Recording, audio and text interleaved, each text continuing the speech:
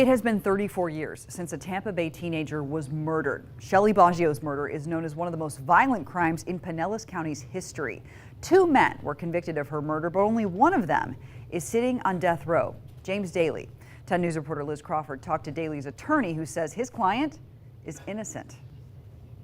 There's overwhelming evidence of his innocence. Josh Dubin works for the Innocence Project. He's representing James Dailey, who's sitting on Florida's death row.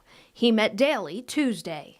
It was somber and it was emotional, and yet there's this interesting resilience and flicker of hope that the governor will listen and that the clemency board will listen. Dailey and his friend Jack Piercy were found guilty for the 1985 murder of 14-year-old Shelly Boggio. She was beaten, choked, stabbed more than 30 times, and held underwater until she drowned. 10 News spoke to the man who found her body in 1985. I really didn't know for sure until the police, the officers, patrolmen went over there. And then when the body was pulled up on the bank, you could see blood coming from the neck.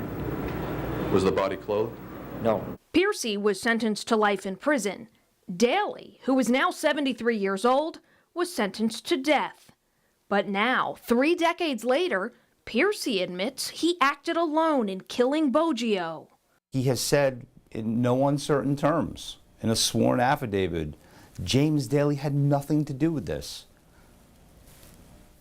But he didn't say that in 1985, 86, 87. Correct. This didn't happen until a few years ago that he finally came clean.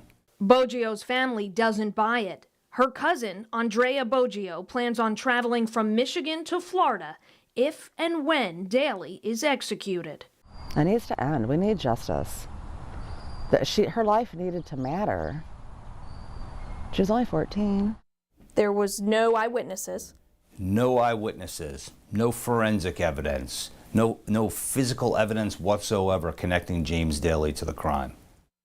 So Liz, there is another side to the story involving this man, Paul Skalnick. Yeah, well, James Dailey was convicted and sentenced to death based on key testimony from Paul Skalnick. Now, the Innocence Project says this guy was a jailhouse snitch. He created a name for himself, making up stories about inmates confessing. So Skalnick testified that Dailey had confessed to the murder. Yeah, that's right. And according to a New York Times investigation, Paul Skalnick testified that the 2 men stood at the bars of Dailey's cell when he came clean, confiding that he has stabbed the girl and then thrown the knife away. Now, Skalnick was emotional. He painted a very graphic picture on the stand.